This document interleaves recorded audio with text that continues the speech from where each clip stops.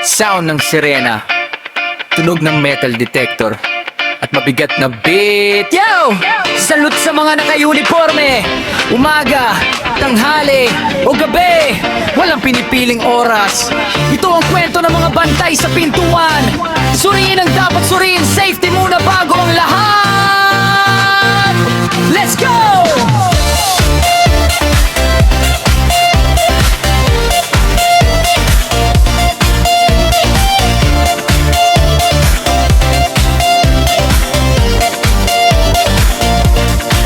Pagpasok sa gate, wag agad magmadali.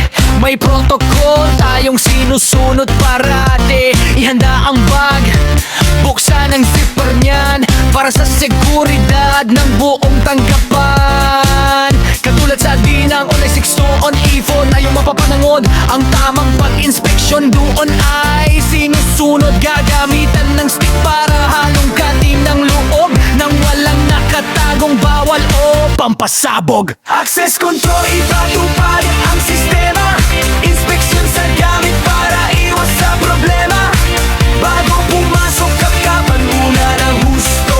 Iyan ang tungkulin at dapat na serbisyo. Sinturon bulsa, bawat sulok ay silipin. Ligtas na kapaligiran, yan ang aming layunin.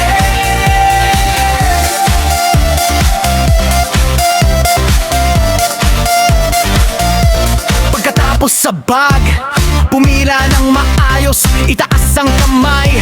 Ang proseso'y itatapos mula sa balikat, pababa sa may baywang. Kinakapkap ang katawan, walang puwang ang alangan.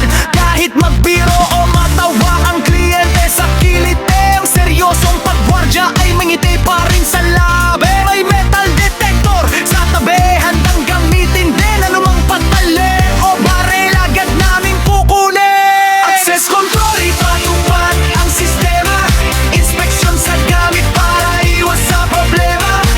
Bago pumasok, kapkapan muna ng husto.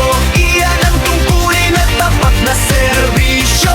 Sinturon bulsa, bawat sulok ay silipin. Ligtas na kapaligiran, yan ang aming layunin. Hindi ito pagdududa, hindi ito pamulitika.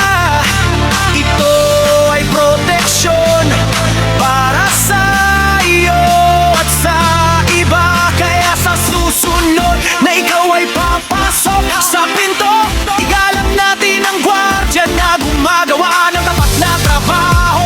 Buksan ang bag, itaas ang kamay, sumunod sa patakaran. Salamat sa kooperasyon para sa kapayapaan.